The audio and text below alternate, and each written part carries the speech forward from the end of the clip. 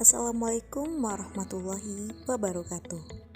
Kembali lagi bersama saya Rani Marinda. Pada video kali ini saya akan menjelaskan tentang manajemen perpustakaan. Pengertian dari manajemen perpustakaan. Perpustakaan sendiri merupakan sistem informasi yang di dalamnya terdapat aktivitas pengumpulan, pengolahan, pengawetan, pelestarian dan penyajian serta penyebaran informasi berupa produk intelektual dan artistik manusia.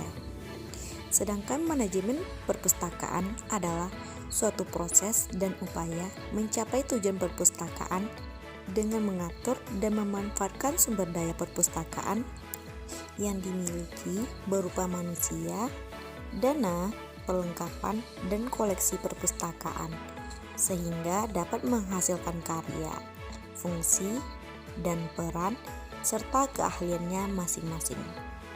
Fungsi manajemen perpustakaan yang pertama yaitu perencanaan. Perencanaan adalah memilih dan menghubungkan fakta dan membuat serta menggunakan asumsi-asumsi mengenai masa yang akan datang dengan jalan menggambarkan dan merumuskan kegiatan-kegiatan yang diperlukan untuk mencapai hasil yang diinginkan dengan efektif dan efisien. Hal-hal yang dilakukan dalam proses perencanaan perpustakaan adalah penetapan visi, penetapan misi, serta penetapan dari tujuan atau sasaran yang akan dicapai perpustakaan dalam waktu dekat dan hasilnya dapat dirasakan. Yang kedua, pengorganisasian.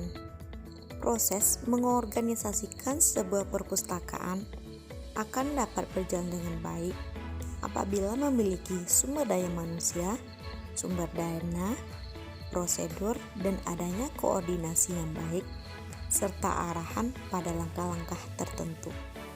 Hal-hal yang dilakukan dalam pengorganisasian perpustakaan adalah perumusan tujuan, pembagian kerja, pembagian wewenang, kesatuan komando, dan koordinasi. Yang ketiga, penggerakan atau actuating. Penggerakan adalah merangsang anggota-anggota kelompok melaksanakan tugas dengan antusias dan kemauan yang baik. Penggerakan dijalankan setelah adanya rencana dan pengorganisasian. Fungsi dari penggerakan merupakan fungsi manajerial yang penting karena secara langsung berkaitan dengan manusia dan segala jenis kepentingan dan keutuhannya. Penggerakan merupakan tanggung jawab pimpinan perpustakaan dan peran seorang pemimpin diperlukan dalam mendorong staf yang dipimpinnya. Penggerakan di perpustakaan mudah diwujudkan, mudah direalisasikan jika seluruh komponen dalam perpustakaan mengerti dan memahami tugas dan fungsinya masing-masing. Yang keempat, pengawasan. Pelaksanaan tugas, kekuasaan, dan tanggung jawab dalam perpustakaan perlu adanya pengawasan yang pada umumnya merupakan compelling, artinya proses yang bersifat memaksa agar kegiatan pelaksanaan dapat disesuaikan dengan rencana. Pengawasan dikaitkan dengan upaya untuk mengendalikan dan membina sebagai upaya pengendalian mutu. Yang kelima, ada evaluasi. Evaluasi di dalam perpustakaan merupakan cara untuk mengontrol kualitas program pelayanan perpustakaan dengan cara memeriksa apabila semua aspek perpustakaan sudah mencapai standar yang diharapkan. Beberapa hal yang perlu dievaluasi dalam perpustakaan antara lain yang pertama, evaluasi koleksi, evaluasi ruangan dan perlengkapan, evaluasi pelayanan perpustakaan, evaluasi staf, dan juga evaluasi dana. Pengelolaan manajemen perpustakaan. Pengelolaan dan pemeliharaan adalah serangkaian kegiatan terencana dan sistematis yang dilakukan secara rutin maupun berkala untuk menjaga agar sarana dan prasarana yang telah dibangun tetap dapat berfungsi dan bermanfaat sesuai dengan semestinya. Perpustakaan dapat berjalan secara efektif dan efisien dalam pemanfaatannya apabila pengelolaannya baik dan benar atau tepat guna. Aspek-aspek yang perlu diperhatikan dalam melakukan pengelolaan manajemen perpustakaan yang baik adalah 1. Pengelolaan koleksi bahan perpustakaan. Pengelolaan bahan perpustakaan adalah kegiatan yang berkenaan dengan koleksi bahan pustaka tiba di perpustakaan sampai tersusun di rak dan siap dipergunakan oleh murid dan guru. Yang selanjutnya, inventarisasi dan klasifikasi. Inventarisasi adalah pencatatan koleksi bahan pustaka sebagai bukti bahwa bahan pustaka tersebut sudah menjadi hak milik perpustakaan. Mengklasifikasikan buku-buku di perpustakaan sangatlah penting karena bertujuan untuk mempermudah murid atau pengguna perpustakaan untuk mendapatkan atau menemukan buku-buku yang diinginkan. Selanjutnya, pembuatan katalog. Katalogisasi adalah pendaftaran judul-judul buku menjadi katalog, penyusunan judul-judul buku atau kepustakaan dalam daftar. Daftar ini disusun sedemikian rupa sehingga orang dapat dengan mudah dan cepat menemukan buku yang dicari. Selanjutnya, pemeliharaan dan pembinaan koleksi perpustakaan.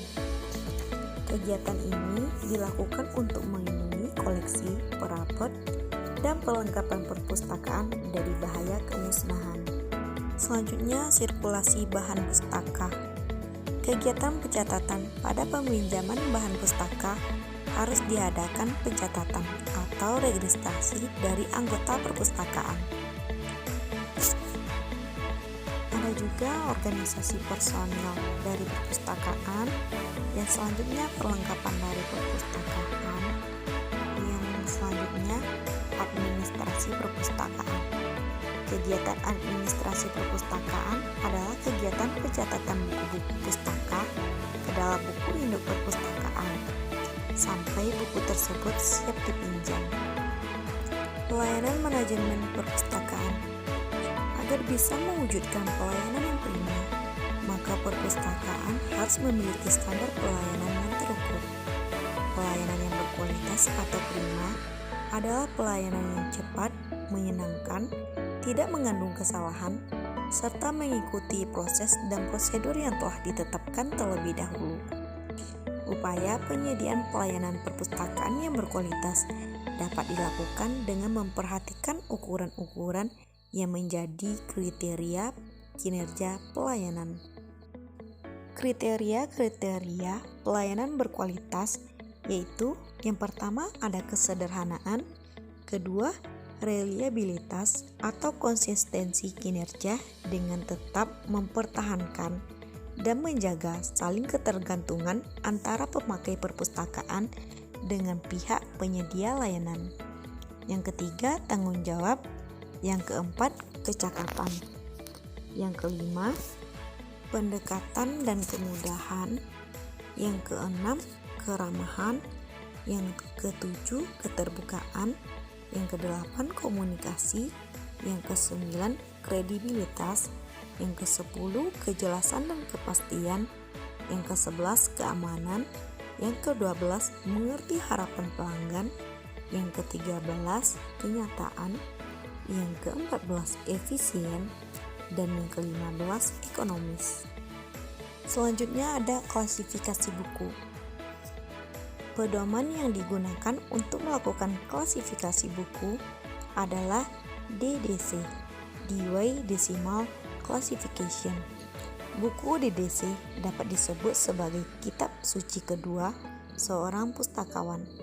Sistem klasifikasi DDC terdiri dari 10 kategori utama, yaitu untuk umum terdiri dari nomor kelas utama 000, filsafat 100, agama 200, ilmu-ilmu sosial 300, bahasa 400, ilmu murni 500, ilmu terapan atau teknologi 600, kesenian atau olahraga 700, kesusasteraan 800, dan sejarah atau geografi 900.